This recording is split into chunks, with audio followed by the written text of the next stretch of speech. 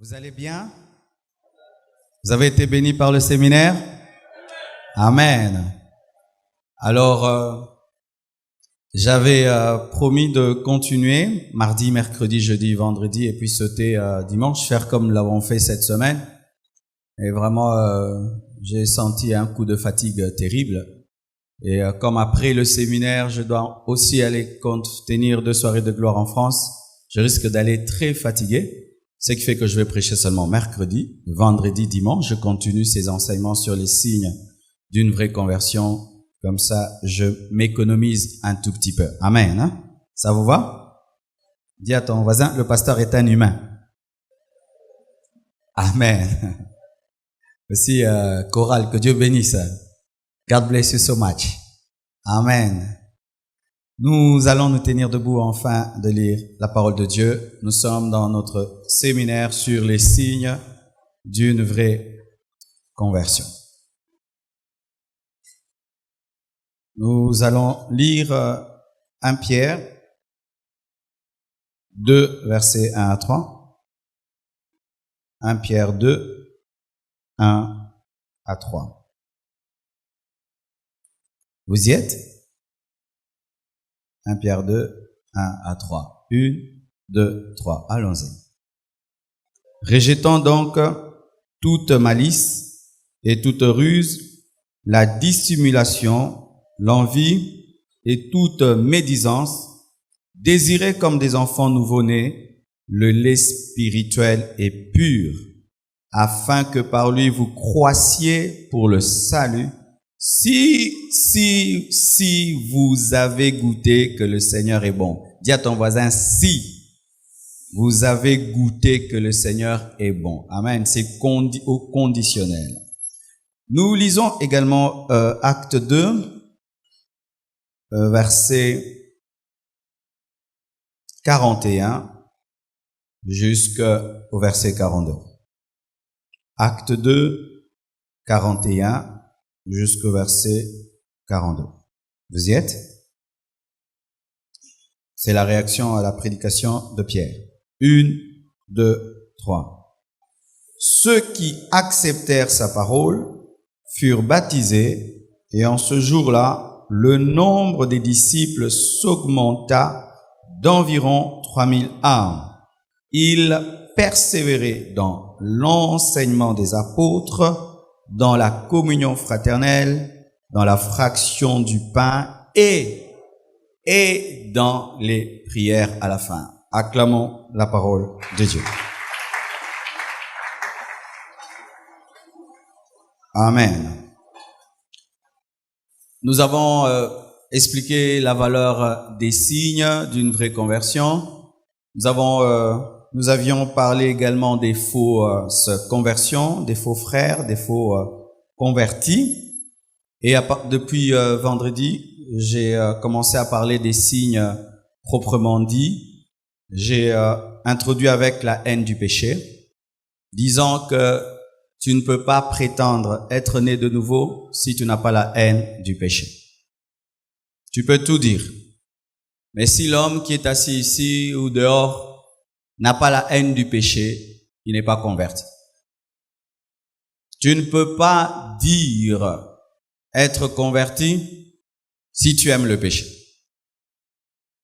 Le péché dans la vie d'un chrétien, c'est un accident. Comme j'ai expliqué, je peux avoir des moments difficiles et je vends ma chaussure. Mais vendre ma chaussure occasionnellement ne fait pas de moi un commerçant. Le chrétien ne pratique pas le péché. Le péché sur son chemin, c'est un accident. Et un accident non prémédité. Personne au milieu de nous, en quittant sa maison, se dit, je vais tomber dans un trou, je vais perdre un pneu, je vais égratigner une autre voiture. Personne ne le fait. Tout chauffeur quitte sa maison avec le désir de rentrer intact. Mais il arrive des fois qu'une moto te cogne, qu'il arrive des fois, tu tombes dans un trou et puis tu perds un pneu. C'est ça un chrétien. Il se réveille pas pour pécher. Amen. Il se lève pas, il ne quitte pas sa maison pour aller pécher. Il peut lui arriver, il a dit quelque chose de travers, il a pensé quelque chose de mauvais, il a mal réagi et puis il regrette. Mais si ta vie, tu prémédites le péché, tu programmes le péché, Tu vis dans le péché. Tu demeures dans le péché. Tu n'es pas converti. Tu dis être converti, mais tu ne l'es pas. Et de deux, nous avions parlé de l'amour pour Dieu. Voici un signe encore d'une vraie conversion. Un vrai converti aime Jésus. La Bible dit, il aime de tout son cœur, son esprit, il aime de toute son âme, il aime de toutes ses pensées qui sont toujours son âme et il aime de toutes ses forces, de tout son corps. Voici un signe d'un vrai converti. Il aime Dieu beaucoup. Il aime Jésus qui l'a sauvé de tous en lui. Il n'y a pas une seule partie de lui qui échappe à l'amour qu'il a pour Dieu. Il aime Dieu.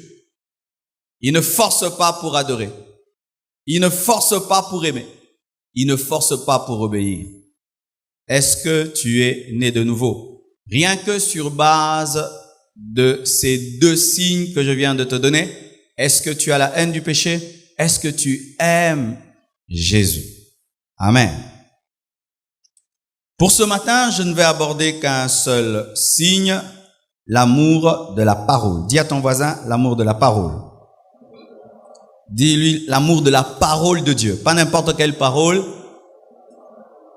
Amen.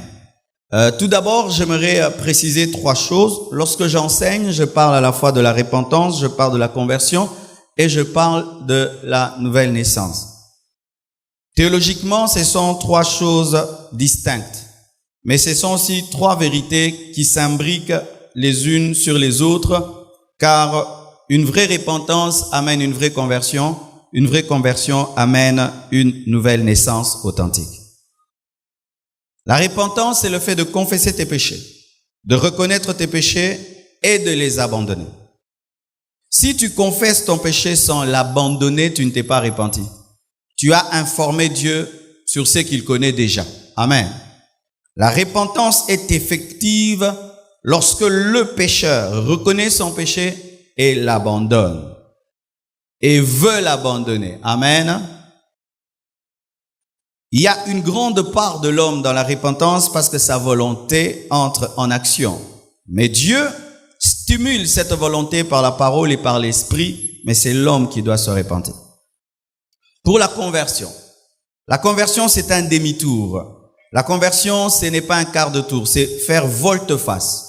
Où ta vie allait dans une direction, où tu te dirigeais toi-même, tu étais dirigé par le monde, dirigé par les démons, dirigé par la philosophie, dirigé même par une fausse doctrine, parce que certains au milieu de nous, en venant à Christ, viennent des fausses doctrines. C'est lorsque tu fais volte-face, tu fais demi-tour et tu cesses de te diriger toi-même pour que Jésus te dirige. Où tu abandonnes le paganisme, les idoles, afin de servir le véritable Dieu. Et on parle de se convertir parce qu'il y a la part de l'homme. Lorsque l'homme reconnaît son péché et désire l'abandonner, et désire se détourner de son paganisme afin de suivre Christ, un miracle se produit en lui, qu'on appelle la nouvelle naissance. Une naissance qui te permet de naître autant que tu es né dans ce monde physique, de papa et de maman. Maintenant, tu nais dans le monde spirituel, dans le royaume de Dieu, où tu deviens enfant de Dieu par la parole et le Saint-Esprit. Si pour naître dans ce monde, il faut un homme et il faut une femme, pour naître dans le royaume de Dieu, il faut la parole et il faut le Saint-Esprit. Amen. La fusion de la parole et de l'Esprit t'engendre. Amen. Et c'est un miracle. Amen. C'est un miracle. Et dans ce domaine-là, tu n'as rien à faire. Tu dois seulement croire et tu vis le miracle. Dans ce séminaire, étant donné que ces trois vérités se mélangent et se provoquent les unes les autres, parce que la repentance amène à la conversion à la nouvelle naissance, lorsque je parlerai, je serai en train de dire toutes ces trois choses au même moment, tout en citant l'une et l'autre. D'accord? Ça va, hein? Amen. Voici une chose. J'aime beaucoup les images que donne la Bible. La Bible dit, rejetons donc toute malice et toute ruse, la dissimulation, l'envie et toute médisance, désirez comme, dit comme. C'est une image comme des enfants nouveau-nés, le lait spirituel est pur, afin que par lui vous croissiez pour le salut, si vous avez goûté que le Seigneur est bon. La Bible nous donne l'image d'un enfant qui naît, d'un nouveau-né.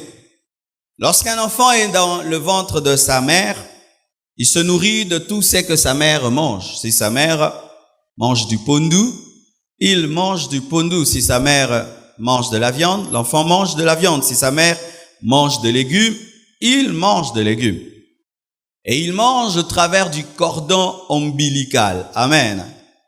Il n'y a pas une école où on lui apprend à manger. Ça se passe directement, il profite directement de la vie de sa mère, de l'alimentation de sa mère.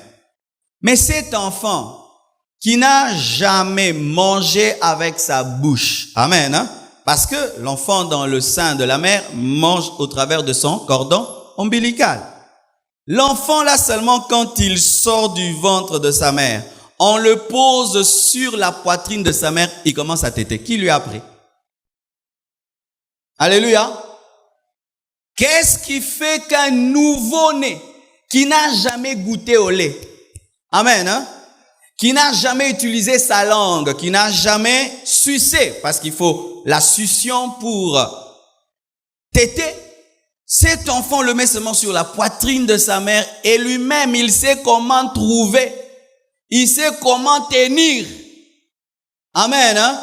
Vous savez pourquoi? Parce qu'il vient de naître dans ce monde et il y a des aptitudes physiques que Dieu lui donne afin de vivre dans ce monde comme il a vécu dans l'eau. Pareil aussi. Lorsqu'une personne se convertit, voici un miracle qui se produit. Même si c'était le grand païen, même si c'était un athée qui n'aimait pas Dieu, tout d'un coup, il est en train de chercher la poitrine de Jésus-Christ afin de prendre le lait, le biberon. Voilà à présent ma question à un homme, à une femme qui se dit né de nouveau. Quelle est ta relation avec la Bible? Quelle est ta relation avec le lait spirituel? Quelle est ta relation avec la parole de Dieu? Un véritable converti lit cette Bible. Amen. Hein? Il médite la parole jour et nuit. Un véritable converti n'a pas une Bible qui souffre des blessures intérieures et qui est étonné d'être prise ce matin afin d'être amené à l'église. Un véritable né de nouveau a une bonne relation avec la parole. Toi qui te dis être né de nouveau, est-ce que hier même tu as lu la Bible? On se dit né de nouveau, on dort lorsqu'on médite la parole. On se dit né de nouveau, on s'ennuie lorsqu'on enseigne la parole. On se dit né de nouveau, mais on ne désire pas le lait spirituel, mais on désire des whisky spirituels. Si tu engendres un enfant, et la première chose qu'il va chercher, c'est du whisky. Est-ce que c'est un enfant normal? C'est un malade. Et il y a des chrétiens, à peine qu'il est venu à l'église, ils ne cherchent même pas la parole. Ils cherchent le mariage. Ils cherchent le voyage. Ça, c'est quel bébé qui cherche des jouets? Il est impossible qu'un enfant joue avec des jouets, avec une poupée s'il n'a pas tété. Mais toi, tu n'as pas encore tété. Tu veux la voiture de Jésus, la maison de Jésus. La priorité de Dieu, ce n'est pas ton voyage et ton mariage. Va téter afin de grandir spirituellement. C'est alors que tu seras joué avec une poupée. Oh, moi, je vais à l'église pour me marier. Bien aimé, ce n'est pas biblique. Amen. Hein? Tu viens pour connaître Jésus. Tu viens pour grandir. Et Dieu ensuite te donnera ces choses. Quelle est ta relation avec la Bible? Une année dans le Seigneur, tu n'as même pas lu un chapitre. Une année dans le Seigneur, tu n'as même pas lu ton Nouveau Testament. Les chrétiens d'aujourd'hui n'aiment pas la Bible et ils se disent chrétiens. Ce ne sont pas des chrétiens. Tu n'es pas chrétien lorsque tu n'aimes pas la Bible. Qui a amené sa Bible ce matin? Et pourquoi tu n'as pas amené la tienne? Ça pèse? Tu es un inconverti. Tu peux amener partout des gros bouquins, mais jamais une Bible. Tu peux même entrer en retraite. Tu vas prier pendant 40 jours, mais tu ne vas pas lire 50 versets. Pendant Alpha 40, est-ce que même tu as ouvert la Bible pour la lire? Prier ne dit pas toujours que tu es converti. On prie parce qu'on a des problèmes. Mais aimer la Bible matin, midi, soir, ça dénote d'une certaine spiritualité. Et d'ailleurs, j'aimerais vous dire, entre quelqu'un qui lit la Bible et celui qui prie, celui qui lit la Bible est plus spirituel parce que prier, c'est facile. Ah oui, oui. Oh, moi, je prie beaucoup. Je prie beaucoup. Ah, si tu as trop de problèmes, tu vas prier. Mais ouvrir la Bible, Matthieu, Luc, Jean, Apocalypse, tu vas lire même Chronique. Chronique. Tu connais Chronique? Engendra. Mais Bible, engendra. Oui, il y a des révélations même dans engendra. Si tu connais ces noms-là en hébreu, tu connaîtras que Dieu est un Dieu de génération. Quelle est ta relation avec la Bible? Nous cherchons la Bible quand on a des problèmes et des besoins. Et lorsque nous y allons, c'est pour chercher les psaumes. La Bible n'est pas seulement une arme pour demander. C'est une lettre d'amour que ton chéri Jésus a écrit. Lorsque tu as un fiancé, il suffit seulement qu'il t'écrive « Je t'aime, j'ai pensé à toi » par SMS. Au méditant, on peut dire « Je t'aime beaucoup, j'ai pensé à toi ». Il faut méditer les SMS de Jésus-Christ. Méditer les SMS. Méditer Genèse. Méditer Apocalypse. Méditer les épîtres. Méditer. Comment tu peux dire que tu aimes Dieu mais tu ne lis pas ces SMS d'amour? Tu ne l'aimes pas. Yo zabwe penzo lingi ser moko tindele semaine je t'aime biso ka kipaki yango te 2 mois alingi yo asa zwi mutu mususu ndenge yo si obala satana obala mokili. Chaque matin tu consultes ton Facebook. Est-ce que chaque matin tu lis ta Bible? Des adorateurs de Facebook. Vous êtes convertis à Facebook. On verra si Mark Zuckerberg vous amènera où. Vous maîtrisez votre Facebook chaque matin, chaque nuit. Mais est-ce que vous lisez la Bible chaque matin, chaque nuit? Et on dit qu'on est converti. Quelle est cette conversion? On dit si vous avez goûté que Jésus est bon, alors vous boirez. L'attachement à la parole de Dieu révèle qu'une personne a goûté Jésus. Donne-moi la main que je te prêche. Et cet attachement à la parole, ce n'est pas seulement dans une parole qui te plaît, même la parole qui te blesse. Comme Pierre a dit, où irons-nous? Car c'est auprès de toi que se trouvent les paroles de vie. Même si tu ne multiplies pas les pains et les poissons, et tu nous demandes de boire ton sang et de manger ta chair, nous t'aimons aussi pour des choses qui sont dures, où tu n'aimes pas Dieu seulement quand il te parle de bénédiction, mais lorsqu'il aussi te parle de jugement. J'aime Dieu lorsqu'il me dit, pécheur, tu mourras. J'aime aussi quand il me dit qu'il va m'élever. J'aime la parole qui me dit que je marcherai sur les scorpions, sur les serpents, mais j'aime aussi la parole qui dit que sans la sanctification, personne ne verra Dieu. J'aime lorsque la Bible me dit que tant que je vivrai, rien ne me résistera, mais j'aime aussi la parole de Dieu qui me dit que je dois traiter durement mon corps. J'aime la parole de Dieu lorsqu'elle me révèle mes devoirs et mes droits. Je n'aime pas que mes droits, j'aime aussi mes devoirs. Je n'aime pas que mes devoirs, j'aime aussi mes droits. Je n'aime pas seulement que les promesses, j'aime aussi les principes. Et je n'ai pas de préférence entre les prédicateurs.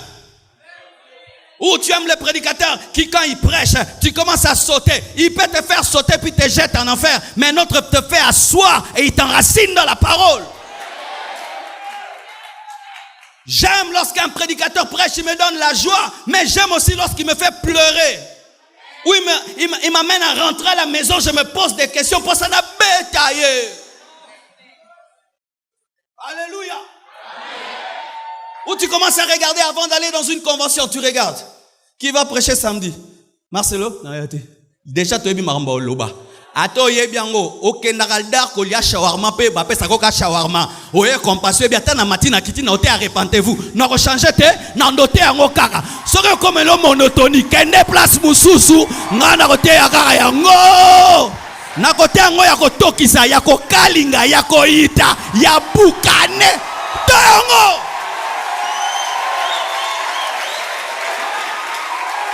Dieu dit à Jérémie, ce n'est pas à toi d'aller vers eux, c'est à eux de venir vers toi. On reconnaît un prédicateur par la monotonie de ses prédications.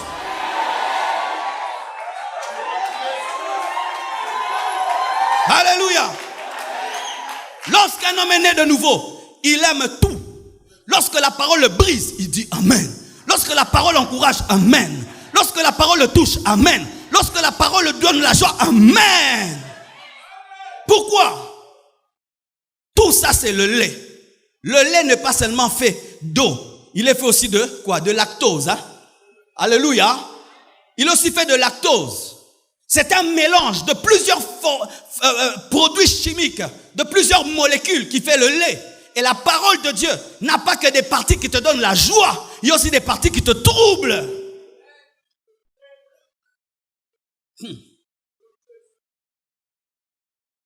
C'est pourquoi tu peux venir dans un culte ce jour-là, tout chauffe. Après le culte, la joie, tout le monde yeka baba, yanda baba comme mercredi, amen. Hein? Yenda baba, yenda oka pesa mu pepe. Mais un autre culte, amen, que Dieu bénisse. Je suis professeur à géographie, je suis professeur en mathématiques à Yaki. Aimez tout, aimez tout. N'ayez pas de préférence dans la Bible. Aimez la Bible de Genèse, Apocalypse. N'ayez pas des versets préférés. Consommez tout ce qui est dans la parole. Il aime lorsque la parole le touche. Il aime lorsque la parole l'encourage aussi. Aujourd'hui, il y a une nouvelle race de chrétiens. Ils viennent à l'église, mais que la parole ne le touche pas. Prêche, mais ne le touche pas. Cible, mais qu'il ne soit pas atteint. Lave-le, mais ne lui donne pas l'eau. Lave-le, mais ne le touche pas. Lave-le, mais qu'il n'y ait pas de savon. Si on prêche et la parole le touche, pasteur Abou Kelinga, Moni, pasteur Abou Kinga. Nabukio. Nabukio. Donc, prêche mais ne le touche pas. Si tu prêches et les toucher, il peut même en vouloir à celui qui l'a invité pour dire, vous voyez votre église, vous dites les problèmes des gens, votre pasteur, et puis il commence à prêcher la vie des gens. Toi, tu es vraiment très important, hein, pour que devant toutes ces personnes, si je ne prêche que ta vie, yo, mi mon danger, tu comment danger, boy, donc, bateau est belé, boy, natiaka, yo, mi monaka, donc, notinda, kuna lati vesa, natiaka, yo, mi lingaka, ezuyonde, ndima.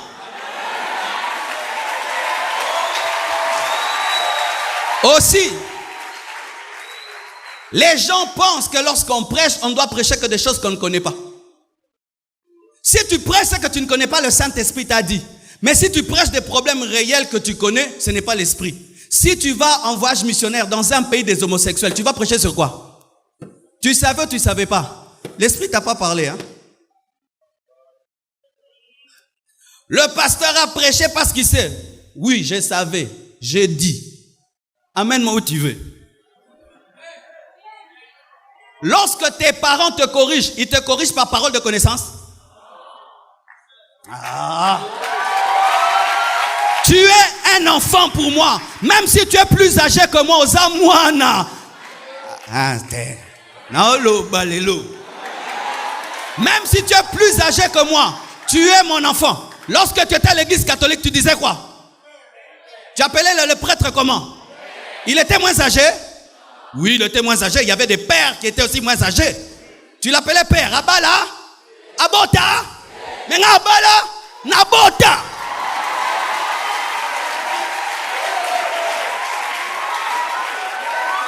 Oh, comment est-ce que il est en train de secouer les papas et les mamans? Parce que même si tu es papa, tu es maman, tu es mon enfant.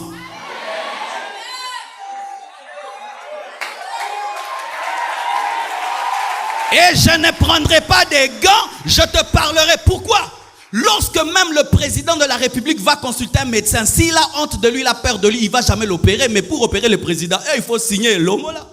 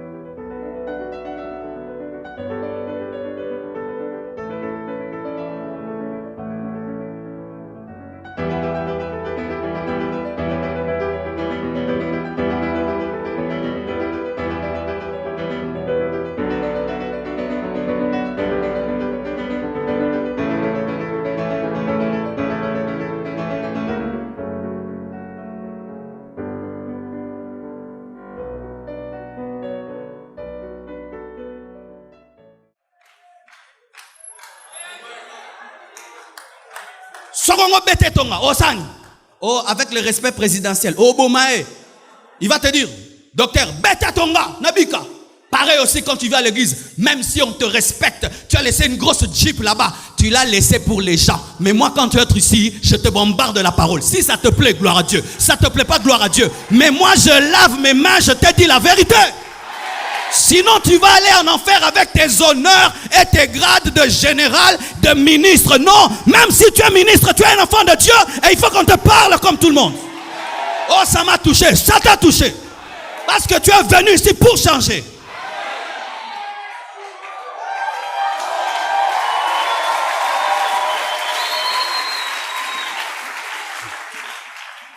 Alléluia.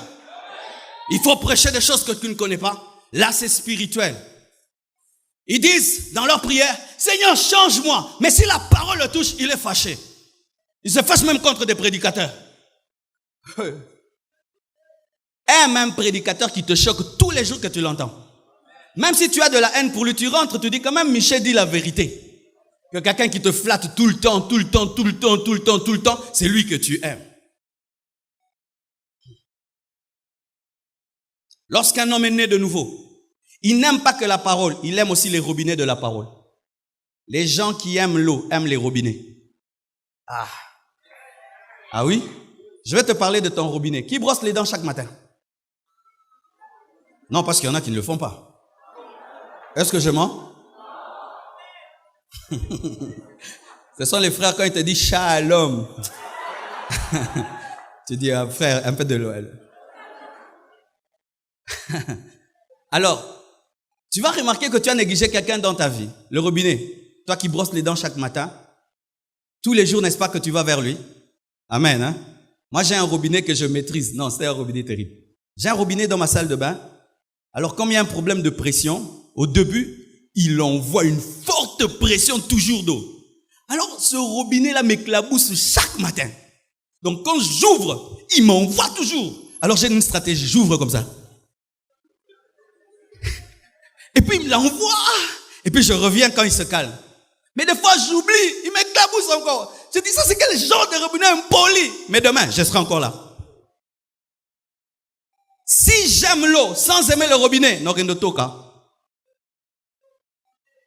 Si tu aimes la parole sans aimer le prédicateur, tu auras des problèmes de croissance. Pendant que l'autre brosse les dents, yoso que toka.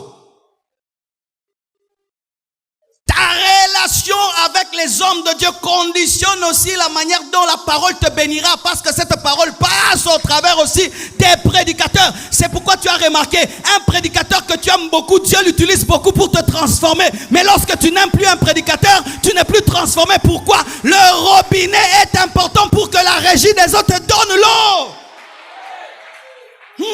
C'est pourquoi que personne ne te trompe. Aime les prédicateurs. Dieu est contre que tu puisses nous adorer. Molinga bisonza malinga ngo fort. Bino bolinga passer na bino mingi. E bon ba ina e. Bolinga passer bino mingi. Il faut to linga e. Si tu aimes un professeur, tu vas réussir à son cours. Mais si tu ne l'aimes pas, tu vas échouer. Il faut aimer ton pasteur. Même si quand je me tiens là, j'ai pas encore commencé à prêcher, tu es content. Oh, je te dis la vérité. Moi, j'aimais mon pasteur. Quand il prêchait, j'étais content. S'il ne vient pas à l'église, je suis malheureux. Pourquoi? Chaque fois qu'il parlait, il me révolutionnait. Aimez les serviteurs de Dieu. Amen. Hein? Aimez les instruments de Dieu. Quand vous étiez dans le monde, vous avez aimé des gens, n'est-ce pas? Des stars de ce monde. Ils ne te connaissent même pas. Ils bénissent même pas ta vie. Mais quand tu viens à l'église, il y a d'un côté la parole et d'un autre côté l'instrument. C'est pas normal. J'aime ses prédications, mais lui, je ne l'aime pas. J'aime ce qu'il dit, mais lui, je ne l'aime pas. Tu auras du mal à capter ce qu'il dit. Parce que dans la spiritualité, il y a aussi la psychologie. Ah oui, dans la spiritualité, il y a aussi la psychologie. On obéit facilement à celui qu'on aime. Lorsque tu aimes quelqu'un, il te dit, fais ceci. Tu le feras facilement. Mais si tu ne l'aimes pas, tu vas discuter. C'est pourquoi dans ta croissance spirituelle, le diable vient toujours attaquer ton amour pour les prédicateurs. Ah oui? Il peut commencer à te dire, c'est un magicien, c'est un magicien, c'est un magicien. Alors quand je me tiens ici, je vais te prêcher, tu commences à tout discerner. Si je fais comme ça, au moins triangle, Est-ce que Yoko Kangamaboko Bosa triangle était?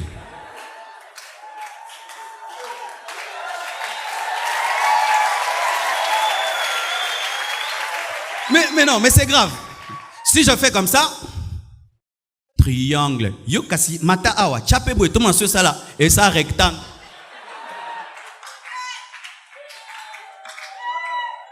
Pourquoi elle a laissé les cheveux? Pourquoi elle a laissé les cheveux?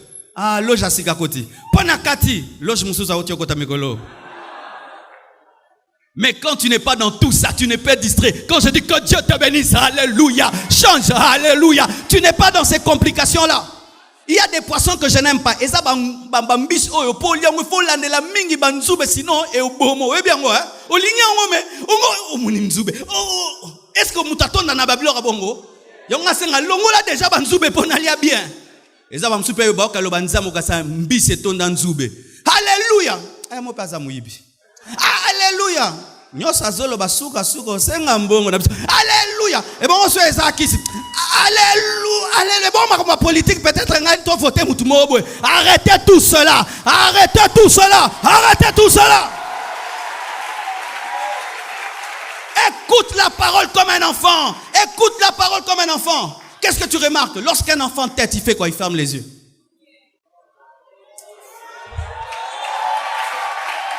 Lorsque l'enfant tête, un bébé tête, le bébé ferme les yeux. Pourquoi? Il a confiance que maman ne va pas m'empoisonner. Il a confiance, maman même. Si elle a pu me garder dans son ventre, c'est pas maintenant qu'elle va me tuer. Mais il y a des bébés et kenge. Et kenge. Wani nongo pesanga. Pesanga à gauche, à droite, il y a droite et c'est ma bé. Pesanga ya. Oh.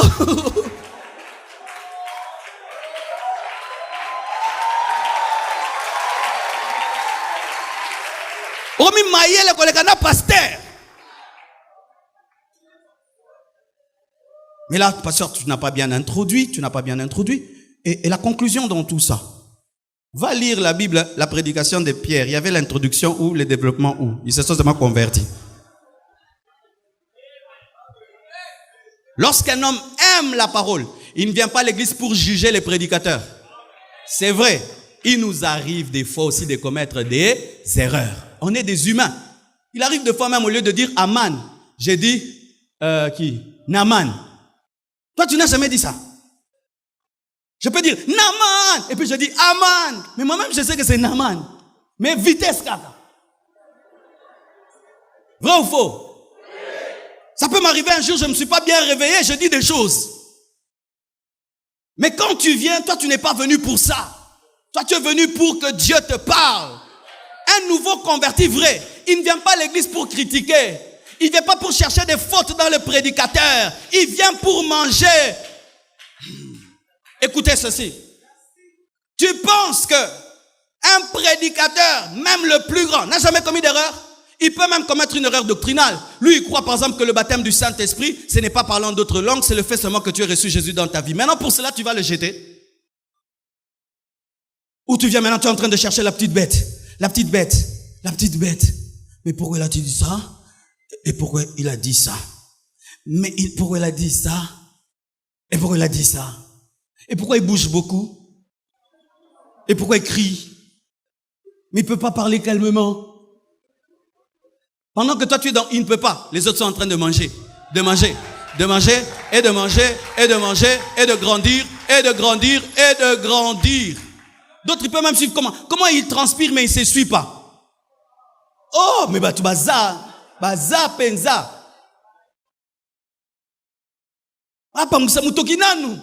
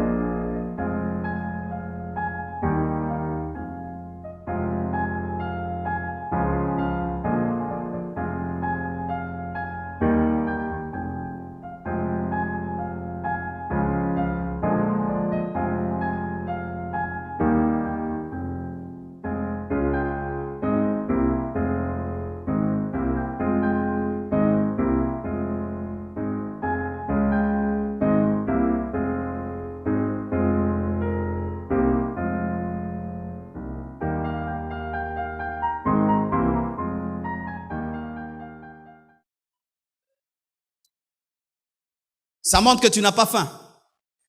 Bien aimé, quand on a faim, tu n'as même pas besoin qu'on fasse la table. Déjà. Est-ce que je mens? Au lieu déjà. Déjà. Pourquoi? Si tu viens avec la faim de la parole, tu ne vas même pas sentir la chaleur. Si tu viens avec la faim de la parole, tu ne vas même pas voir les défauts parce que tu as faim. Lorsque tu commences à suivre trop de détails, il y a un signe en toi, tu n'as plus faim. Alléluia. Un jour, parce que j'avais une sérieuse maladie, moi, c'est ce que je faisais. J'écoutais des prédicateurs pour tirer des erreurs et des erreurs et des erreurs. Et un jour, je suis allé dans un séminaire et les autres prédicateurs savaient que Marcelo, lui, vient écouter les autres pour casser. Et quand j'entre seulement dans la salle, il me voit. Il change directement de prédication et me fait une parenthèse. Il me dit, mais amen, à continuer. Si tu es venu chercher des erreurs, tu en trouveras. Mais si tu es venu écouter la parole, tu seras béni, tu seras transformé, tu seras changé, tu seras révolutionné. Voici encore une autre chose par rapport à la parole. Au Congo, on est en train de dire aujourd'hui aux gens que les prédicateurs sont des hommes qui ont échoué dans la vie, c'est pourquoi ils se sont jetés dans le ministère. Et cette manière de regarder un prédicateur va t'empêcher d'aimer la parole et de pratiquer la parole. Si là, pendant que tu es assis, quand tu me regardes, tu dis, ce jeune homme, c'est sûr qu'il est échoué à l'Unikin, et puis on l'a refusé à l'UPC, et puis à l'ISTA, et puis il a commencé une église compassion. Si c'est ce que tu penses de moi, rien ne te touchera. Parce que tu sais que tout ce que je fais ici, la finalité c'est quoi? C'est l'argent. J'aimerais vous dire la vérité. Je ne suis pas venu ce matin pour votre argent.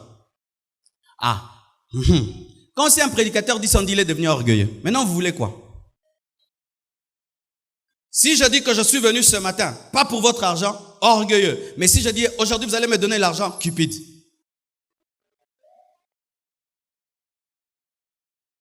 Que personne ne vous trompe. Il y a certains pasteurs, s'ils n'étaient pas des prédicateurs, ce seraient des grands PDG. Oh oui?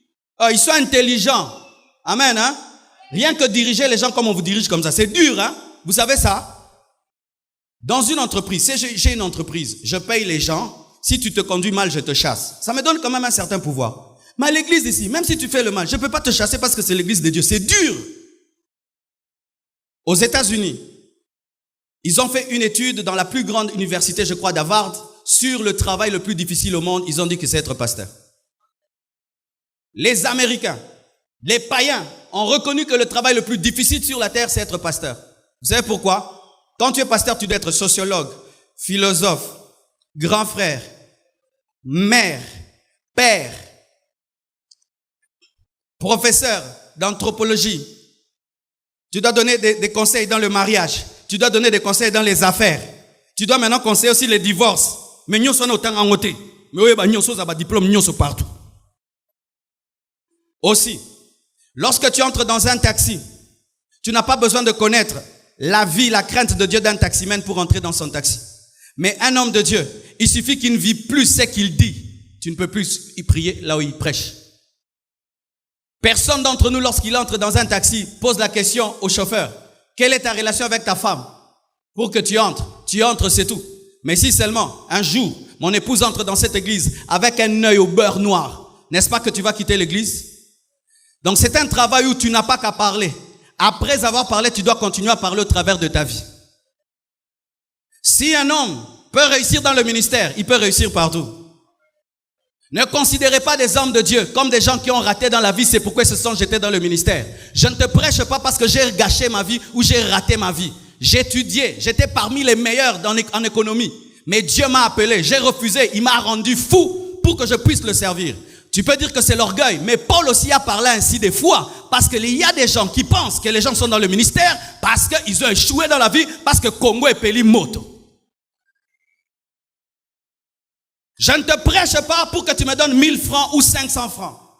Je ne te prêche pas parce que je dois payer ma maison. Je ne te prêche pas parce que je dois acheter une voiture. Je te prêche parce que Dieu m'a appelé à cela. Que tu me donnes ton argent ou pas, je continuerai à prêcher. Je dis que tu me donnes ou pas, je vais continuer à prêcher. Essaye aujourd'hui, ne donne pas l'offrande. Demain, je vais prêcher. Qu'est-ce que ces idées-là font? Ça fait que lorsque la parole est prêchée, les gens ne la reçoivent plus comme une parole pure, alors que c'est la parole pure qui donne la croissance. C'est du genre maintenant quand quelqu'un prêche, derrière tout ça, il y a quoi? Il n'y a rien. Il n'y a que Jésus. Derrière tout ça, il n'y a rien. Il n'y a que Jésus. Lorsqu'on a commencé à servir Dieu, notre pensée, c'était pas de voyager dans le monde. C'était pas d'avoir des voitures, des jeeps, de s'habiller bien. Non. Dieu t'appelle, tu abandonnes tout, tu te consacres à lui. Et ce qu'il fait aujourd'hui, il le fait comme il veut, mais ce n'est pas ça qui nous a poussés à le servir. Si Dieu m'avait gardé comme un pasteur de 3 fidèles, pauvre, habitant je ne sais pas où à Maloeka, j'allais le servir de la même manière.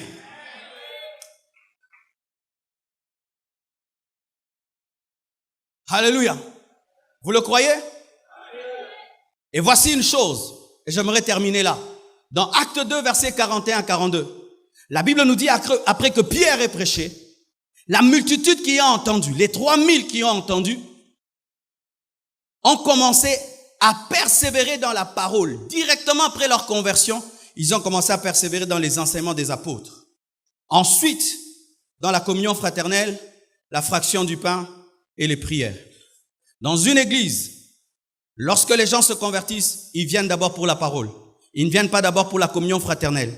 Ils ne viennent pas d'abord pour des relations et des connexions d'affaires. Alléluia. Lorsque dans l'église, la communion fraternelle prend la place de l'enseignement de la parole, les gens ne sont pas vraiment convertis et c'est un dysfonctionnement. Quand tu viens à l'église, tu viens pourquoi?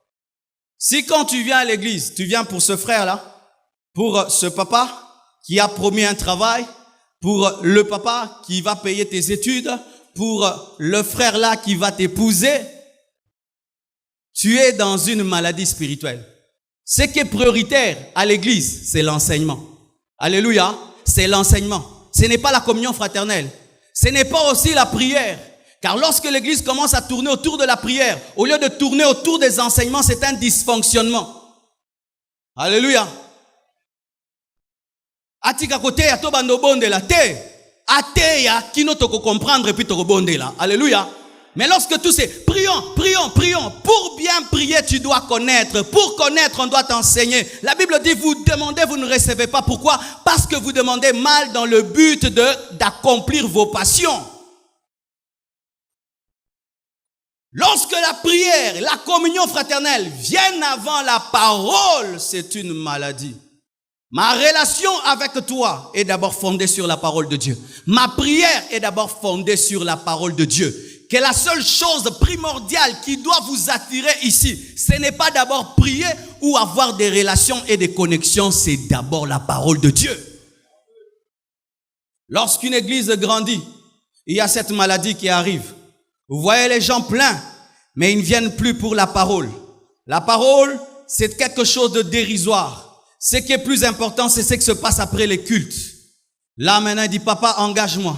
Papa ceci, papa cela. Et vous avez maintenant beaucoup de gens à l'église, mais qui deviennent des vendeurs du temple. N'oublie jamais pourquoi tu viens et ce qui est prioritaire dans ta vie. La parole. Alléluia. Allez dans vos chambres et revisitez votre Bible.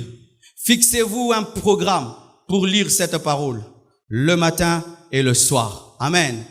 Écrivez dedans, soulignez-la. Et lorsqu'elle devient sale, achetez une autre. Lorsque celle-là devient sale, vous achetez une autre. Devenez des passionnés de la parole. Vous grandirez, vous connaîtrez, vous croîtrez. Mais si tu n'arrives pas à lire la parole, tu dors quand tu la lis et même quand tu l'écoutes, tu ne l'écoutes pas avec enthousiasme. Il se peut que tu n'es pas né de nouveau. Car un né de nouveau aime lire la parole, il aime entendre la parole. Que Dieu vous bénisse.